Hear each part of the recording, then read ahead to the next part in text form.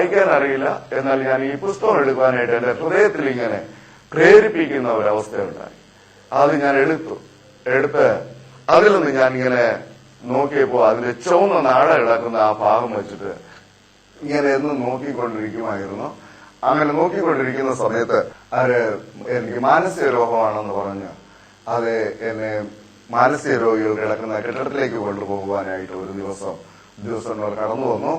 അവിടെ എന്റെ കൂടെ ഉണ്ടായിരുന്ന സഹതടവുകാര് അതിന് പരാതിപ്പെടുവാനിടയായി.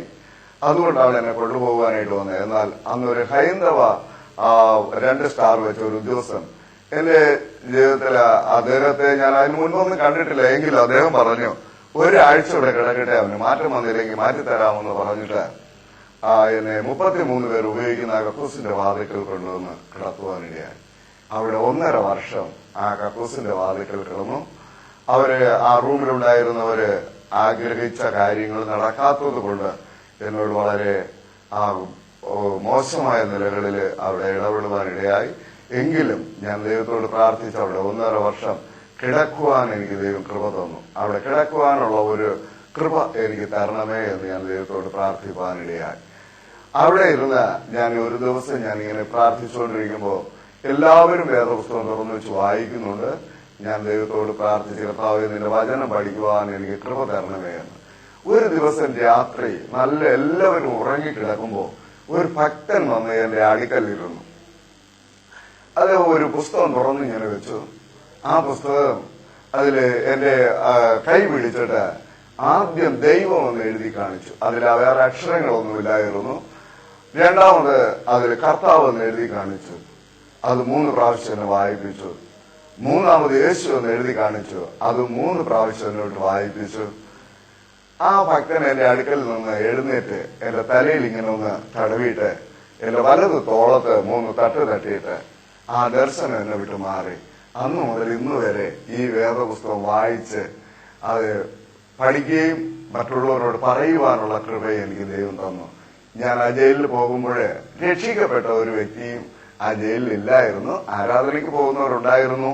എന്നാൽ യേശുവിലുള്ള പാപമോചനം പ്രാപിച്ച് സമാധാനത്തിൽ ജീവിക്കുന്ന ഒരു വ്യക്തി അവിടെ ഇല്ലായിരുന്നു. എന്നാൽ ആ സമയത്ത് ദൈവം എന്നെ അടുത്ത് ഉപയോഗിച്ചു.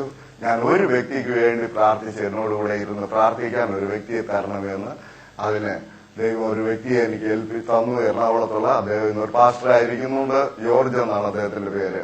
എന്നാല് അവിടെ ഞങ്ങൾ ഇങ്ങനെ പ്രാർത്ഥിച്ച് അനേകര് യേശുവിനെ കണ്ടെത്തുവാൻ ഇടയായി തീർന്നു.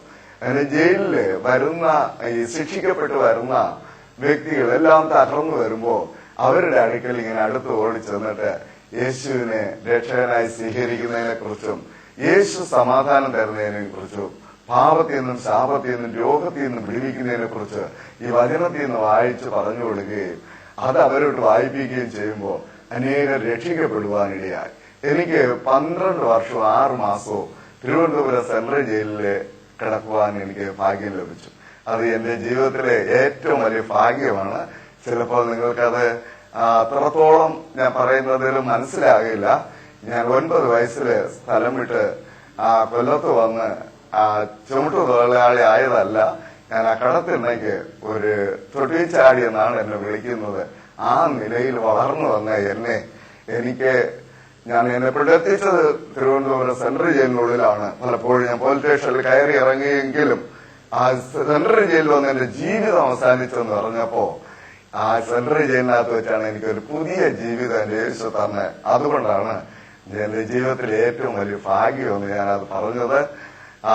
അവിടെ നിന്ന് ജയിലിൽ നിന്ന് രക്ഷിക്കപ്പെട്ട് ഞാൻ മുൻപോട്ട് കടന്നു പോയിക്കൊണ്ടിരിക്കുമ്പോ ശിക്ഷ തീരുമ്പോ എന്ത് ചെയ്യണമെന്നുള്ള ചിന്ത എന്നെ ഭരിച്ചു. ഞാൻ പുറത്തുപോയി സാക്ഷീകരിക്കുന്ന കാര്യങ്ങളെ കുറിച്ച് ഞാനിങ്ങനെ ചിന്തിക്കുമായിരുന്നു. ഇങ്ങനെ ഇരിക്കുമ്പോഴാണ് അത് പുറത്തു പോയിട്ട് ഞാൻ മുൻപ് ആയിരുന്നത് പോലെ മറ്റുള്ള മദ്യപാനത്തിലും ഈ പട്ടണത്തിൽ ഏറ്റവും മോശമായ നിലകളിൽ ജീവിക്കുന്ന വ്യക്തികളെ അവരുടെ അടുക്കൽ പോയി സുവിശേഷം അറിയിക്കണം. അതിനൊരുമിച്ച് ഞങ്ങൾക്ക് പ്രവർത്തിക്കണമെന്ന് പറഞ്ഞ് ഞങ്ങൾ കുറച്ചുപേര് തീരുമാനമെടുക്കുവാനിടയായി. എന്നാൽ ചില വർഷങ്ങൾ കഴിഞ്ഞപ്പോ ഞങ്ങൾ മോചനം പ്രാപിച്ച് പുറത്തു വരികയും ഞങ്ങളത് ജയിലിൽ നിന്ന് സ്നേഹ സന്ദേശമായി എന്നുള്ള സാക്ഷ്യവുമായിട്ട് പട്ടണത്തിന്റെ വിവിധ ഭാഗങ്ങളിൽ കടന്നുപോയി യേശുവിനെ രക്ഷകനായി സ്വീകരിച്ചു. അത് സമാധാനവും സന്തോഷവും ലഭിക്കും എന്ന് സാക്ഷീകരിപ്പാൻ ദൈവം കൃപ ചെയ്തു. 1997 ഞാൻ റിലീസായി മോചനം പ്രാപിച്ചു വന്നു. ഞാൻ വീട്ടിൽ വന്നിട്ട് എന്റെ സ്വന്തം ദേശത്ത് തന്നെ ഒരു 4 മദ്യപാനികളെ വെച്ച് ഒരു പ്രാർത്ഥന ആരംഭിച്ചു. ആ 4 മദ്യപാനികളില് ഇതുവരെ അവര് രക്ഷിക്കപ്പെട്ടിട്ടില്ല. ഒരാൾ മരിച്ചുപോയി, ഇപ്പൊ 3 പേരുണ്ട്, അവര് രക്ഷിക്കപ്പെട്ടിട്ടില്ല. എന്നാൽ ഇന്ന് അവിടെ ഒരു 10-75 പേരോളം കൂടി വരുന്ന ആൾക്കാർ ദൈവത്തെ ആരാധിക്കുന്നുണ്ട്. അതില് എന്നെ കണ്ടു പേടിച്ച് ഓടിയ വ്യക്തികളുണ്ട്, സഹോദരന്മാര് സഹോദരിമാരുണ്ട്. എന്റെ ഇന്ന് അടികൊണ്ടിട്ടുള്ള സഹോദരങ്ങൾ എന്ന് ആ ചർച്ചിലെ വിശ്വാസിയാണ്. എനിക്ക് ഞാൻ ഒരു അനുജനില്ല എന്ന് പറഞ്ഞ സ്ഥാനത്ത് എന്റെ മൂത്ത ജ്യേഷ്ഠൻ ഇന്ന് യേശുവിനെ രക്ഷകനായി സ്വീകരിച്ച സഭയില് ആരാധിക്കുന്നുണ്ട് കുടുംബമായിട്ട്. ഞാൻ IPC ചർച്ചില് ഒരു മെമ്പറായിട്ട്, സംഘടനയിൽ മെമ്പറായിട്ടാണ് ആ സഭ മുൻപോട്ട് കൊണ്ടുപോകുന്നത്.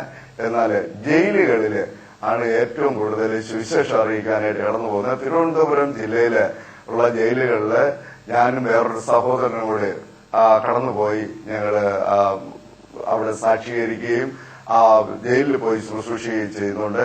എറണാകുളത്ത് അതിന്റെ കേന്ദ്രമായിട്ട് ജോസ് വല്ലപ്പാട് എന്ന സഹോദരൻ ദേവദാസൻ അവിടെ പ്രവർത്തിക്കുന്നത്. ഞങ്ങൾ ഒരുമിച്ച് ചേർന്നാണ് ജയിലുകളിൽ പ്രവർത്തിക്കുന്നത്.